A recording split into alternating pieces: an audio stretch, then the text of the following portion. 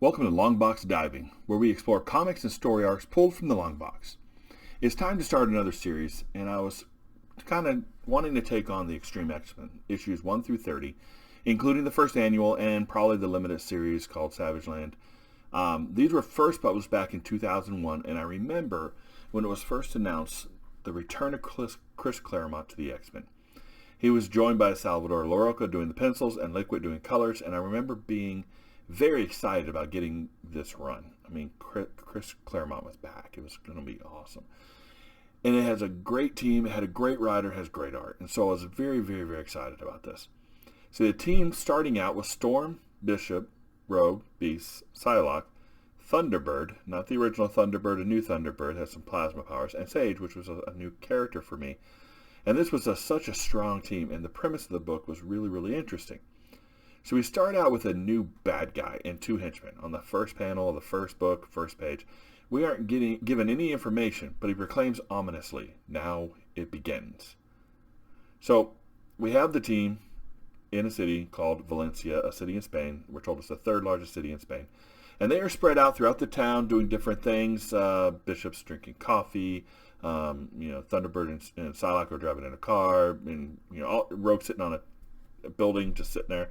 They're all doing different things, and they're all suddenly caught by surprise and captured, except for Rogue, who was able to escape, and same thing with Sage. Sage was able to fight her way out, and she escaped through a laundry chute. So Rogue actually was able to start fighting back. She saw it, kind of figured it was coming. She still started fighting back. Now this was the time when Rogue's powers were kind of going crazy. And she was producing different random powers from different people that she had absorbed before. Now, imagine this. All the people Rogue has ever absorbed over the years, and she could manifest all their powers. And this list is crazy. Now, listen to this. Destiny, Storm, Mystique, Miss Marvel, Dazzler, Professor X, Juggernaut, Black Tom, Magneto, Nightcrawler. The list goes on and on and on. Now, UncannyXmen.net has a pretty good list of them, and if you're interested and want to look at that yourself, I'll put the link in the description. But she was at this point where she could kind of control it to an extent. But she is one tough lady and starts wiping the floor with these troopers in their power armor that are after her. And she also pops Wolverine's claws. Now, this kind of was an issue for me because they're metal claws, and that's not really what Wolverine's power set was. So maybe Legion, which she had also absorbed, had allowed her to manifest Wolverine's claws as metal claws. Well, either way, she beats up the troops, and she starts leading them out of the city over the water to do it to protect the innocents. And they finally knock her out of the sky with like a huge cannon. And she dives deep down and escapes. Now, maybe she was able to do that because of another power that she absorbed that I don't remember. So now Sage is able to fight her way out and escape down a laundry chute, and actually dresses in a hoodie and just kind of walks off. Now, this leads us into a plot setup of this series. So we would get a lot of reading in the next couple panels. It's okay. It's not too bad. But a lot of its backstory, a lot of its history is coming up, but it's a lot of reading, not a lot of action. They're sitting on a boat, and they're just talking. So Rogue is able to convince the others that they must team up because of Destiny's Diaries, and they must leave the X-Men to gather and protect Destiny's Diaries. Then we get a nice backstory of how Destiny manifests her mutant powers, how she started writing down all the future visions that she saw in her diary, some of them that she couldn't understand in languages she didn't know, some are actually in computer code. So Destiny then convinces Mystique that Professor X was the one that could actually help Rogue, not that he actually ever was able to.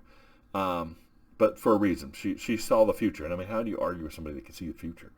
So now the team will protect the diaries from Xavier. I get that.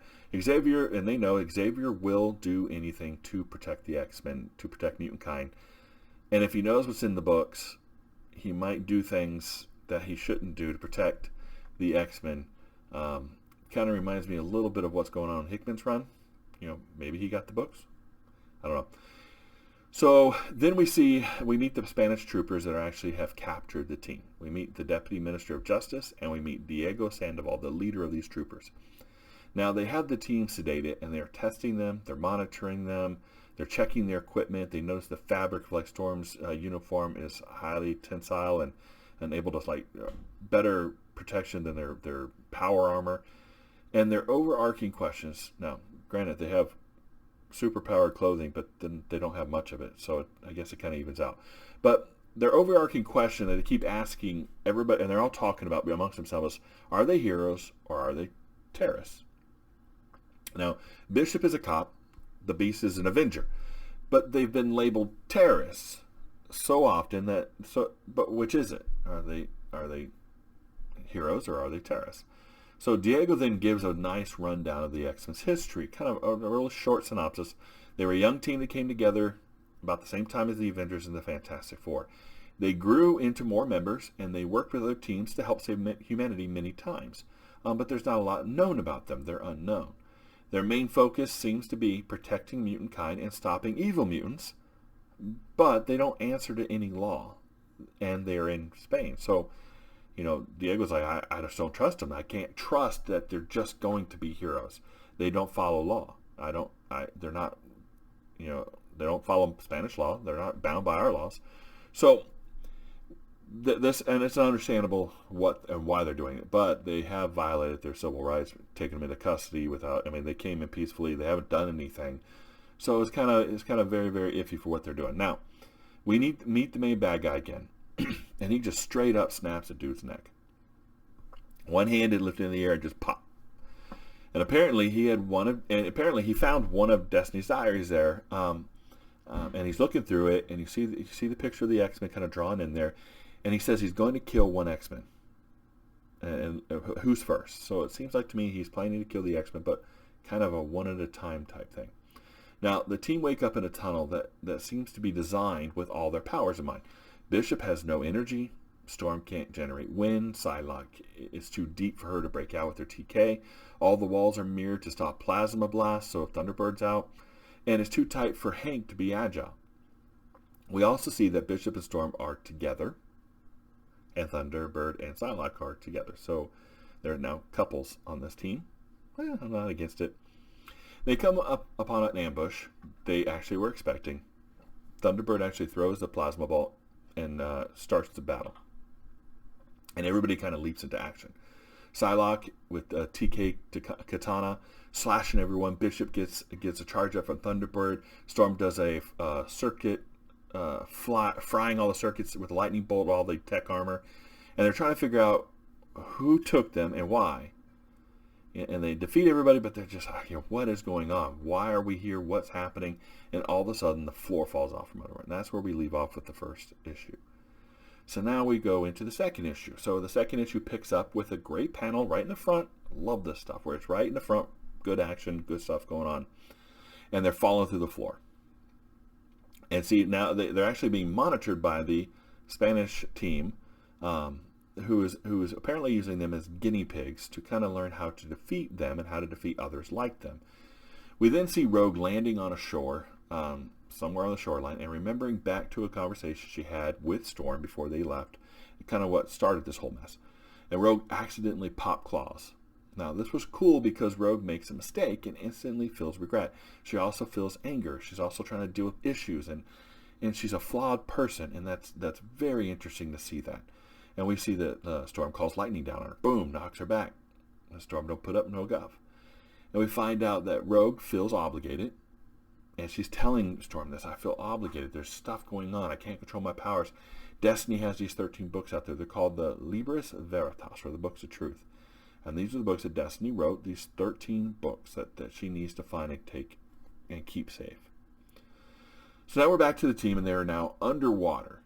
When they fall through the floor, they apparently fell into some big room full of water. Bishop and Beast had rebreathers, which they had on them, and they know the Spanish troopers know they have them. But Storm is able to actually use a quote, an electrolysis filled to generate oxygen, and allowing her, Psylocke, and Thunderbird to breathe.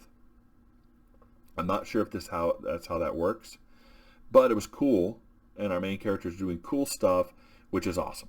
So they're under fire by the troops, and again, they escape using Psylocke's TK. She stabs through the hatch, pops it open, all the water shoots out. She launches him through with her TK and saves him. And we see another cool moment where Thunderbird blows a hole in the wall with his plasma blast, right? And then he says he feels inadequate when dealing with people. When it comes to inanimate objects, he can, he's the wrath of Shiva, he said. But when it comes to humans, he feels like he's inadequate. And Bishop's like, hey, we've all been there. We've all got to learn. Follow us. We'll show you the way. And so it was good. And, he feels inadequate. He needs to train. And Bishop's like, hey, you're going to learn. You're going to fail. We're going to help teach you. All this is good character. And I like that. And so we see that they fight through another group of troops, and he would have even stronger power armor, and this time Storm's not able to blast them with electricity, but we find out she is pretty formidable without powers when she has a gun. That was cool. Bishop had passed her one of the guns. So now Rogue shows up to the complex, and she looks like a missile just right into the building. And when she ends up there, she sees a bunch of dead bodies. The troopers have all been slaughtered, and she's like, X-Men don't kill. Who did this? And they find out the guy's name is Vargas. Now, Vargas describes himself as a sapien superior and then beats the snot out of Rogue and Beast. Now, get that. Rogue, with all these powers, he beats the snot out of her. And then Beast, strong, agile, beats the tar out of him. And he then decides Psylocke is the X-Men that he is going to kill today. So she held down her own with his henchmen for a while, but against Vargas, she was no match. And so there was a great panel of us watching Psylocke getting stabbed in the reflection in the iris of Hank's eyes. So that was very cinematic. That was very kind of cool. And we end that issue with a panel of Hank holding Psylocke bleeding out on the floor. Now, overall, I thought it was a good start to the story, good start to the series. The art was fantastic. The color's a little weird for me. I can't quite put my finger on it, but I wasn't used to it at the time, and I look at it and I'm like, it's okay. It was also a little slow at times with all this backstory of the X-Men, the backstory of Destiny and Mystique and the diaries and all this stuff. Chris Claremont was setting up this whole story arc. So he put a lot of dialogue in there, a lot of stuff he's trying to set up. We'll see if that kind of peters out a little bit later. But the fight scenes were really cool, and the use of powers were very, very interesting. So that kind of made up for it for me. So it was actually really pretty good, and I can't wait to get to the next one. So thanks for joining me, and I'll see you next time in the log box.